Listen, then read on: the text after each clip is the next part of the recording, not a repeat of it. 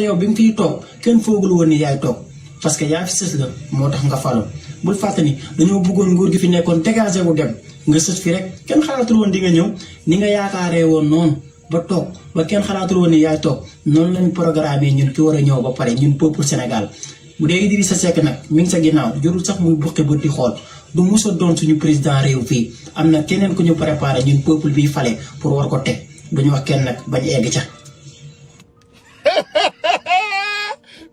Non, mais là, mais quand je regarde la jeunesse sénégalaise, oh, mais ils sont des inspirations. Jeunesse sénégalaise, vous m'avez jeunesse sénégalaise, vraiment, c'est des personnes inspirées, des very smart. Macky, xamna nak ndaysan day dal doomu adama. Waye na ñëwaat rek mayat la bi nga dégg ko Macky nga xam ne ñun xam nañu leen léegi déglul bi xam nga Macky ce que tu n'as pas compris ñun xam nañu la ba xam ne vraiment voici Abdoulaye di Abou Diallo xam nga Abou Diallo Macky muy oncle de Marème Faye Sall Saint-Louis la dëkk Abou Diallo te Abou Diallo li gën a grave catastrophe mi ngi fayeeku salaire ci consulat du Sénégal bi nekk Marseille. Regardez-nous le Sénégal. On a un Sénégalais qui habite au Sénégal demul Marseille liggéeyi nekkul Marseille nekkul ci consulat Sénégal la toog di fayeeku salaire ci consulat Marseille. Macky yooyu yëpp xew na fi c'est extraordinaire. Macky xamal ne lépp loo xam ne yaa ngi koy doxal suba ba fajar sénégalais yi ñu ngi koy yëg suba ba guddi lépp loo doxal Macky sénégalais yi xam nañ ko yëg nañ ko mais comme ni la ko waa ji waxee rek nee na pour bul yàkkamti Macky ndeysaan xanaa ma tegal la ko nga dégluwaat ko rek. ci yàlla bët bu rusul toj lii ñaaw na Sénégal yëpp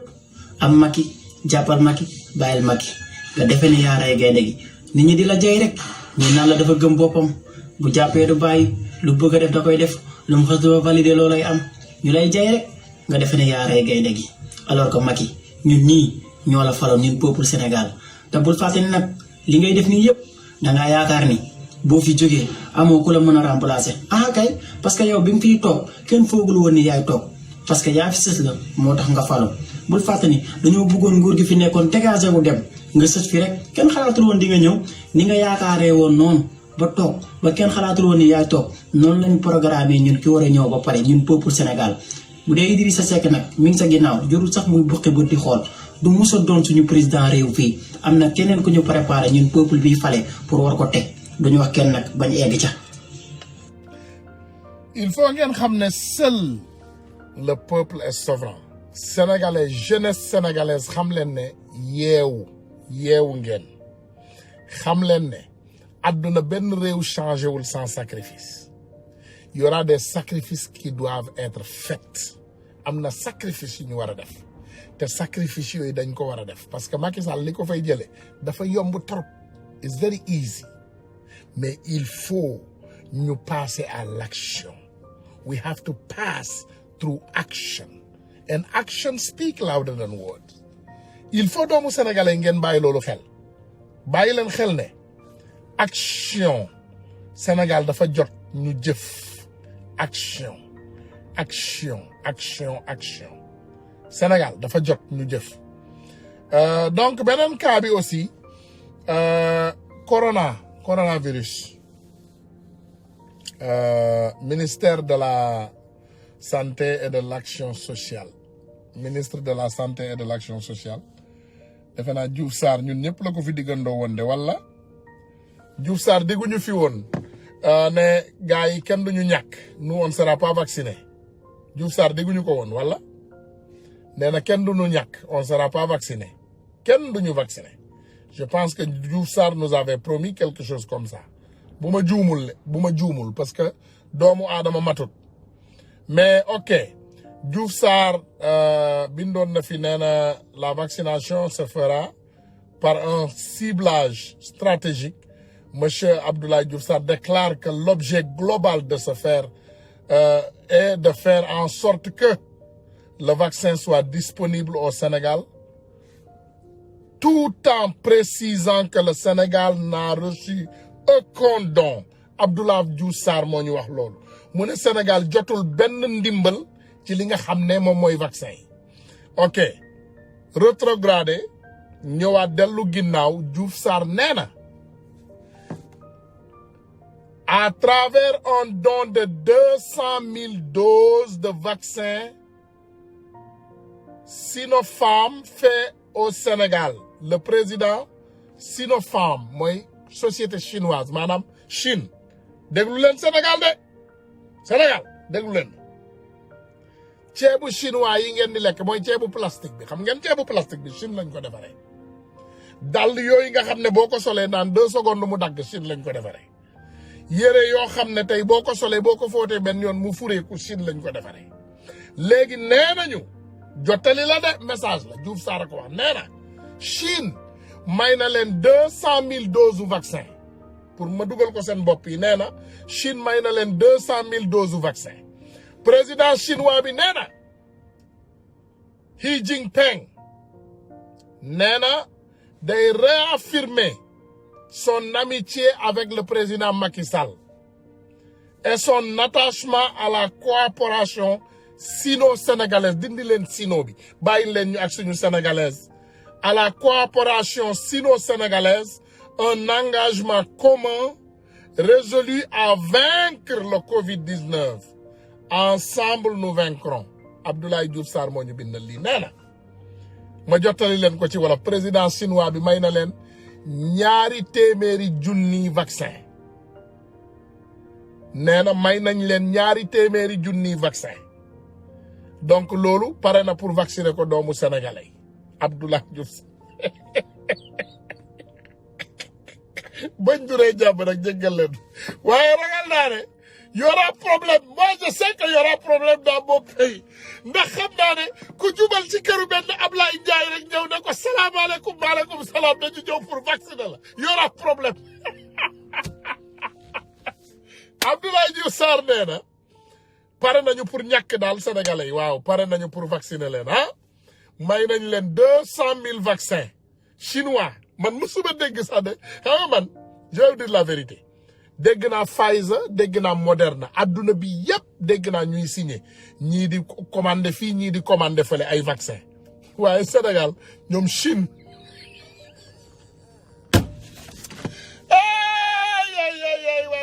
ay population sénégalaise réveillez-vous oh mais réveillez-vous les citoyens réveillez-vous mes frères et sœurs gardez vos distances lavez-vous les mains corona am na ci àdduna bi et c'est une réalité ku ne corona amul day font corona am na ci àdduna bi y'a corona dans cette vie corona daf fi am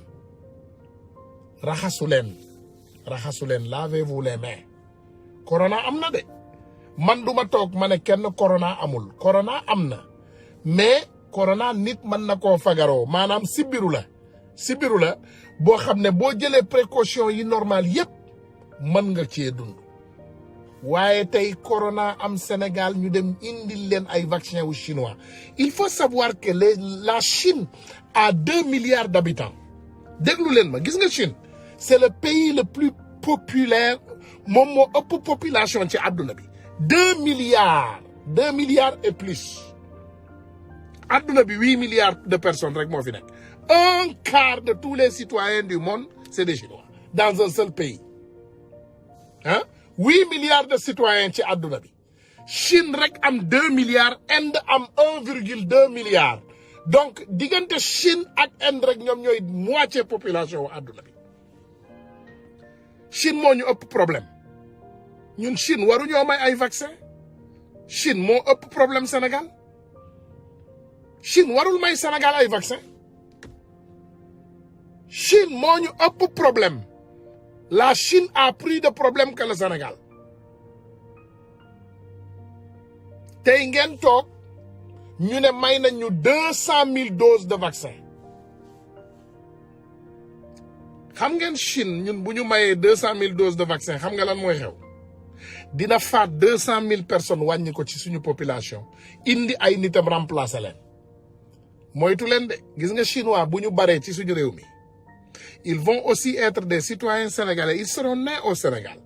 et ils vont faire des élections présidentielles et guess what ils vont gagner les élections parce qu'ils sont nombreux xam nga Chine mus nañ ko sax éliminer coupe du monde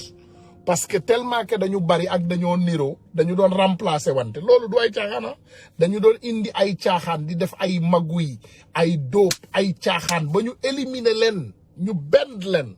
ci compétition bi parce que Chine tey gis nga bu fukki chinois kajee Sénégal déwén boo ñëwee junni chinois nga fay fekk déwén jéeg boo ñëwee di nga fa fekk 1 million de chinois Sénégal tuddee leen ko petit Chine foofu rek la yàlla doon xaaree sénégalais gis nga Macky Sall bu jëlee Chine mu jox ko sénégalais on ne sait pas revendiquer jóguñu defuñu dara wallahi ça ira trop mal voilà dina metti trop it's gonna hurt suñu frères et sœurs yi yaakaar ne nag Youssou Ndour ou Macky Sall c'est des héros nationaux réveillez-vous de votre sommeil et de vos gros rêves c'est pas des héros c'est des traîtres nationaux un héros national c'est Salif Keita ça c'est un héros national c'est Salif Keita mooy héros national mais président Afrique francophonie yi Macky Sall ak ay Alassane Ouattara ñooñu ay gelu Macron lañu ñooñu ñoo gën a déggal Macron bu leen fàtte ne Macron maîtresse am Macron déglu leen li ma leen di wax ci àdduna li gën a grave ci àdduna ngeen xool xam nga Macron mi ñuy déglu amul picc waxatuma la ak doom Macron amul doom de amul picc xam nga Macron kan lay sëyal ki ko doon jàngal maîtresse am ki nga xam ne moo ko doon jàngal l'école moom kooku la ndoboon ba mu nekkee xale nit ñu mel noonu ñoo jiite àdduna bi tey ñooñu la ñuy roy on n'a qu'à faire attention mes amis on n'a qu'à beaucoup faire attention voilà Macky ak Macron ay xarit Macron ak Youssou Ndour ay xarit lañu ce qu'ils sont en train de faire mooy Salif Keita doo leen gis Macron invité nit ñu mel noonu jamais Salif Keita Macron du invité nit yu mel noonu jamais parce qu'il a démoli la France Salif Keita dafa wàccee France à 0 Mali Salif Keita il a descendu la France à 0 au Mali mais Sénégal dañu yëkkati France ba ci kaw a kaw a kaw pas aux intérêts des Sénégalais mais au détriment des Sénégalais loolu moo tax bëgguñu dégg ku mel ni Ousmane Sonko di wax parce que kooku arrangé wu leen Ousmane Sonko ñoom ñoo yónni woon Macky Sall pour mu inviter Ousmane Sonko palais pour jéem a xool naka la koy récupérer indi ko boole ko ci gouvernement bi ne ko voilà léegi xam nga yéen ay opposant ngeen man damay doxal waaw léegi ñun ñëpp nañu ànd doxal benn gouvernement masiba naaru laaya ngi noonu bu boobaa ndeysaan suñu yaakaar tas na benn nit bu ñu amoon pour yaakaar ko pour mu changer ñu Sénégal tas na yaakaar tas na yàlla na yàlla def jàmm ci Sénégal incha allahu rabbi suba dinañu ñëwaat suba 14h heure de New York muy 19h GMT dinañu ñëwaat gën a yaatal waxtaan bi voilà gën a yaatal waxtaan bi affaire jaari sow bi tamit dégg nañ ci ay xutmu xatma yu bari waaye dañ leen koy bàyyee rek parce que man lii moo tax Sénégal seen affaire soof ma yu bari duma ci gaaw a dugg parce que da ngay dugg ci yu bari après tu trouves que c'est des magouilles donc je ne veux pas me mêler dans des magouilles moo tax lu bari doo leen gis ma koy afficher ngeen baal ma ak lu bari day am mais du ma bëgg di ci dugg parce que bëgguma ëllëg ak si biir ñu fekk ma ci ay caaxaan bëgguma loolu je ne veux pas me mêler dans des blagues ah yàlla na yàlla defal Sénégal jàmm mais de toute façon Assane Diouf suba lañ ko war a atte mes frères et sœurs suba la ñu jàpp comme date pour atte Assane Diouf ñu ngi ñaan sénégalais yi góor ak jigéen mag ak ndaw ak foo mën a nekk yéen ñëpp ngeen xonkal li nga xam ne moom mooy réseaux sociaux yi Macky Sall nee na moom du gis lu xonk waaye bis bu ñu ñëwee nangamtaan ko dina gis lu xonq liy jëm ci moom bàyyi leen ko nee na du gis lu xonq amul problème bu mu ko gis waaye dina ko gis bisama ngi ñëw te bis bi bu yegsee moom dina gis lu yu xonq yi koy jëlee pale moom dina leen gis incha allahu rabbi c'est pour une raison mu leen di nappee noonu nee na du gis lu xonq mais dina ko gis bis buñ ko jógalee dina gis lu xonq bu soobee yàlla en tout cas li am importance mooy ñu ngi leen di ñaan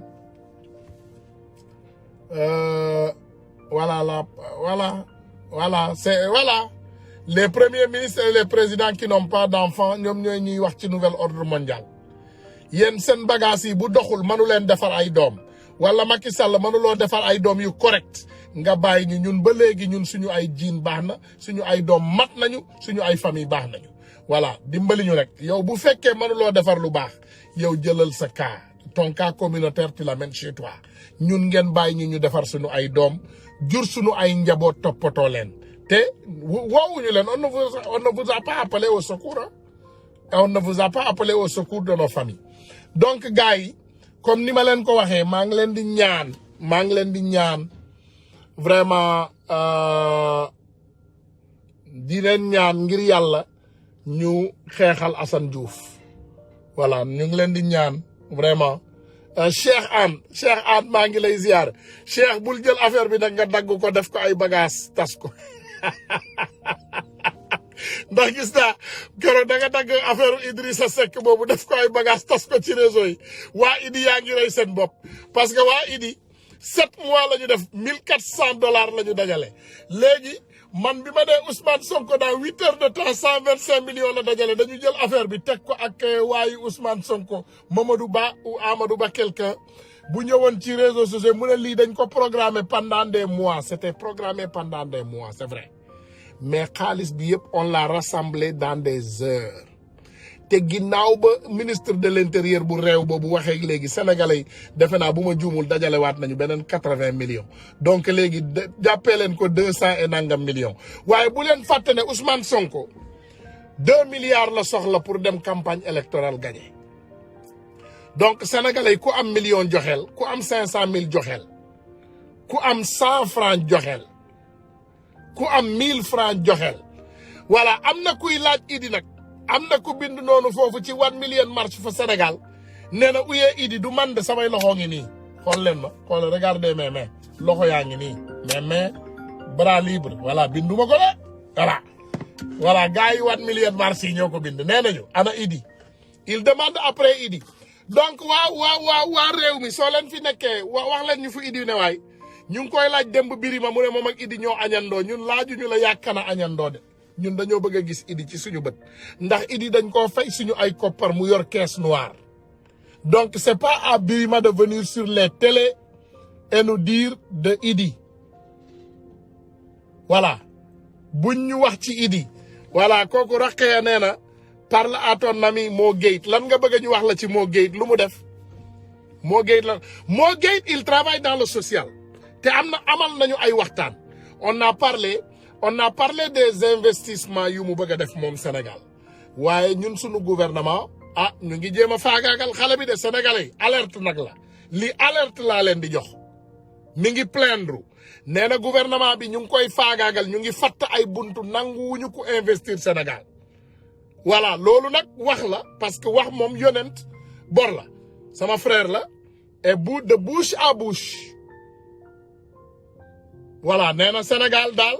gouvernement bi daal ñu ngi tëj buntu yi nanguwuñu tijji buntu yi pour gone yi dugal koppar gi pour dimbali sénégalais donc bu leen mere sénégalais yi yor seeni koppar di dimbali waate bu leen mere Mo Gates li mu yor moom jëleewu ko ci nguuru Sénégal sàcceewu ko Sénégal il n'a pas volé de l'argent au Sénégal il a travaillé son argent ici aux États-Unis donc bëgg na ko yóbbu Sénégal am fu mu ko dugal gaa yaa ngi tëj buntu yi gars yi nanguwuñu tijjil booy bi buntu yi ay opportunité pour mu investir il va investir donc je pense que vraiment nañu bàyyi waa ji mu liggéey Sénégal we all need to work ñun ñëpp dañu soxla liggéey dañu soxla jàppale suñu réew donc non na participer ci combat bi su waaw Non, non, non, mais Rokhaya, tu vois que le Sénégal, c'est un pays qui nous appartient à nous tous. Moi, beaucoup wax toujours nit ñi duñu comprendre. Mais of course dafa war a participer. ñëpp dañoo war a participer. ñëpp ñoo war a participer. Hein? Voilà, ñu ne 100 000 Sénégalais à 10 000 francs égale 1 milliard. OK. Vous avez fait le calcul. 100 000 Sénégalais à 10 000 francs. Gars yi wax naa leen ko keroog ma waxaat leen ko nee naa leen. yenn saa yi da ngay am ay jafe-jafe yu tar waaye jëlal ci sa xaalis bi nga cotiser pour ñu ànd fal doomu aadama bi parce que suñ ko falee dina soppi Sénégal soo ku def ñaari junni ci Ousmane Sonko ku ko def ñaari junni ci Ousmane Sonko ku ko ci dugal ñaari junni boobu dina ñëw doon ay millions pour yow parce que xam nga lu tax parce que dina defar suñu hôpitaux yi suñu doom yi mën a faju parce que maa ngi seetaan démb jeune boobu ñu doon kettal ñu ne le gouvernement l'a pris en charge parce que ñun suñu gouvernement lépp luy politique dañuy bàyyi ba mbir siiw ba siiw Macky Sall ñëw ndeysaan Jimbori mu ne voilà je prends en charge le Sénégal n'est pas un royaume tu peux prendre en charge une personne et les 16 millions de Sénégalais Macky Sall les 16 millions de Sénégalais Abdou Karim Gueye ndeysaan loolu la doon wax ci lalam hôpital bi ñu ñëwee ñu ne Macky Sall daf ko bëgg a Marème Faye Sall daf ko bëgg a jël en charge mu ne mënuma nangu loolu parce qu'il y a 16 millions de Sénégalais qui sont dans ma situation dans ma condition ñooñu nuñ leen di def ñu ne ko non ñooñu intéressé wuñu leen en fait moom rek moo leen intéressé il a refusé lan moo xew faj nañu Abdou Karim Gueye ba mu wér jàmm ak salaam mi ngi Sénégal di liggéey ak famille am et tous les Sénégalais ont contribué et on vous dit merci encore une fois li am solo 250 cartes de membres à 10 000 francs 250 000 gars yi ku nekk dem leen jëndi carte de membre à 10 000 francs CFA jënd leen carte de membre dinaa leen defal surprise parce que man mii sax de ni ma gisee Sénégal di doxee ni ndegem du ma jënd carte de membre man ci sama bopp dina ma jaaxal lool parce que Sénégal ci direction bii muy dox nii defe naa jënd carte de membre rek de wala naa continuer sama combat bi nii rek gars yi lan ngeen conseillé après def leen ko ci commentaire yi parce que j'aime bien le Sénégal te j'aime beaucoup ce jeune dénommé Ousmane Sonko kuy liggéeyal Sénégal la nee naa leen ndeysaan maa ngi saluer de passage sama frère Ismaïla Goudiaby Ismaïla la tudd Ismaïla Goudiaby il faut donner un grand merci à cette personne gis nga Pastef bi ma koy soog a xam je voyais seulement 2 personnes laa xamoon New York ki ma ko gën a présenté nag ci réseaux sociaux yi c'est cette dame madame Ba mel na mi ngeen di dégg nii moom moo tax man ma xam Pastef après y a Omar et y a Ismaïla Goudiaby ñoo xam ne ñoom sur le terrain ñoom ñoo nekkoon di liggéey di def porte à porte pour Pastef man buñ ma daan wax Pastef booba dama defe ne dañoo def Pastel laa ko gënoon jàppee que Pastef ñu naan ma waaw ñun suñu parti Pastef suñu président Ousmane Sonko nangam ma ne mais dof yi tamit fan la ñu jógee maintenant après Macky Sall on nous parle de Pastef mais wallahi al azim si tu lis le Pastef et tu parcours nag gars yi de nee naa leen parcours laa leen wax dem leen xooli parcours Ousmane Sonko ngeen xool parcours Macky Sall allez regarder les parcours pas les discours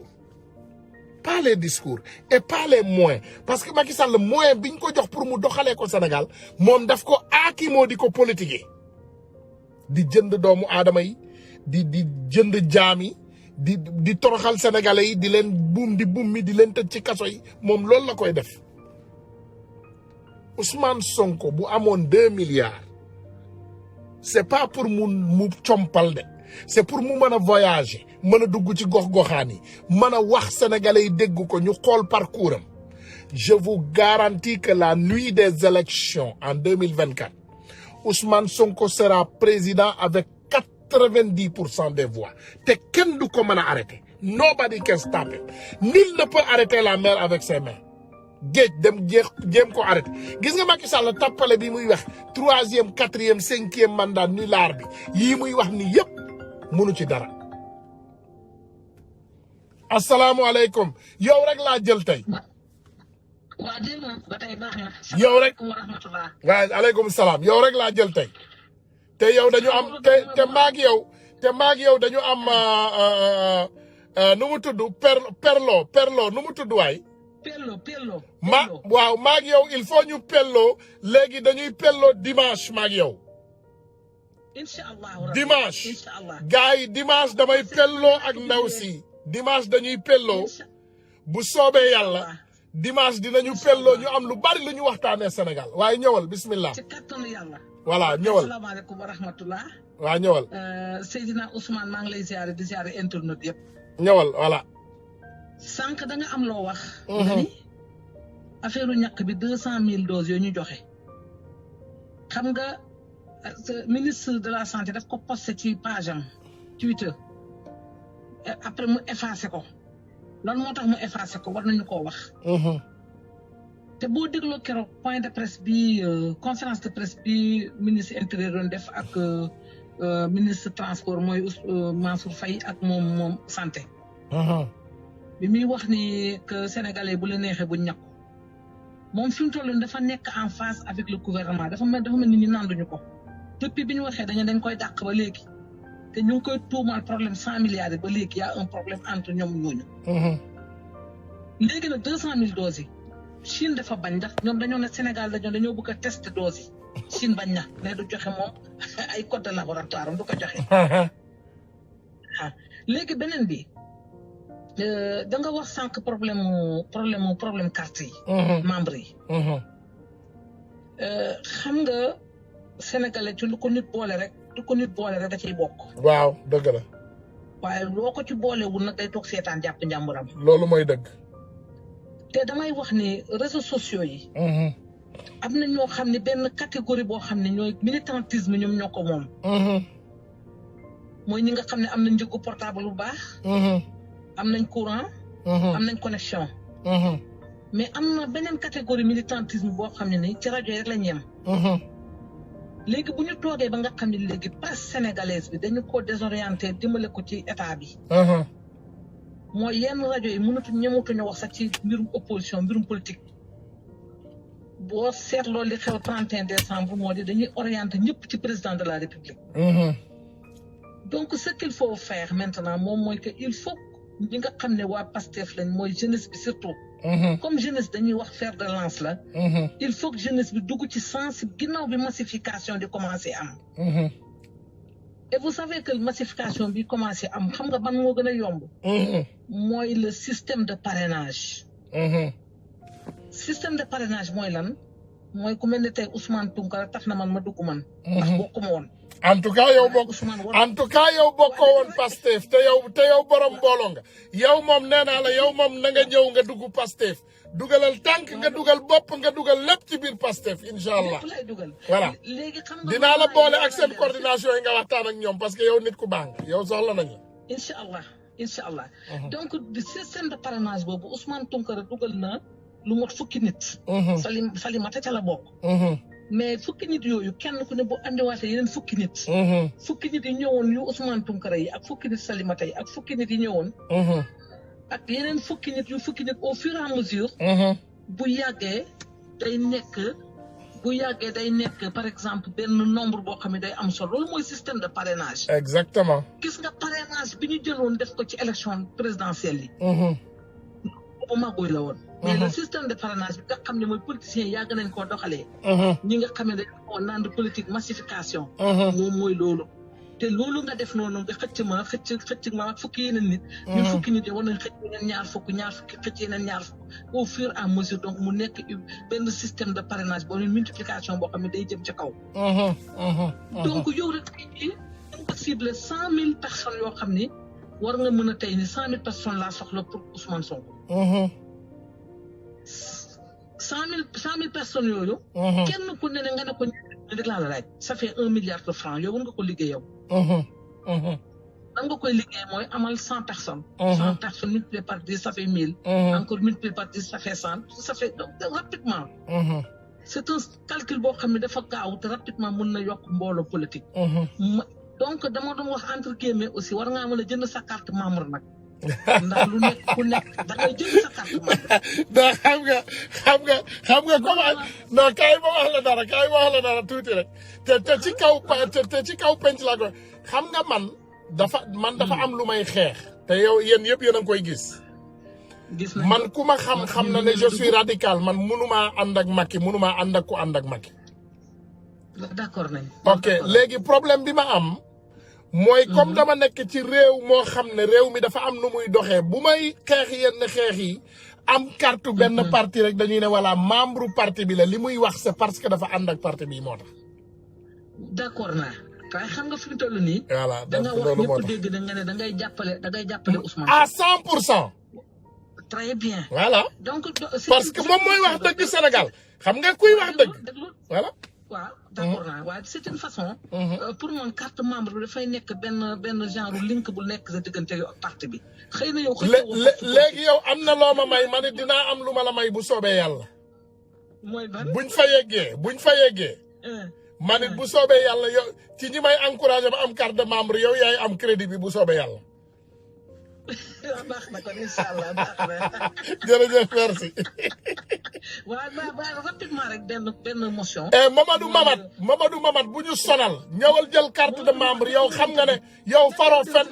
non kii bàyyi ko mu dem tëddi sa waay jox leen Mamadou Mamat Fenergan foofu mu dem tëddi waay. na ko jox Fenergan la somnifère. jox leen ko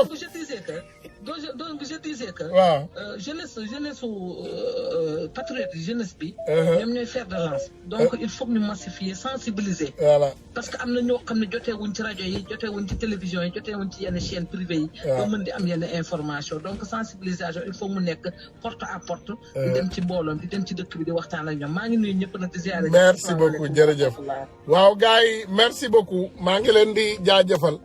voilà donc sama temps jeex na. wa asalaamaaleykum wa rahmatullahi wa barakaatu ba suba 14h rek incha allah di ngeen ñu dégg bu soobee yàlla merci beaucoup.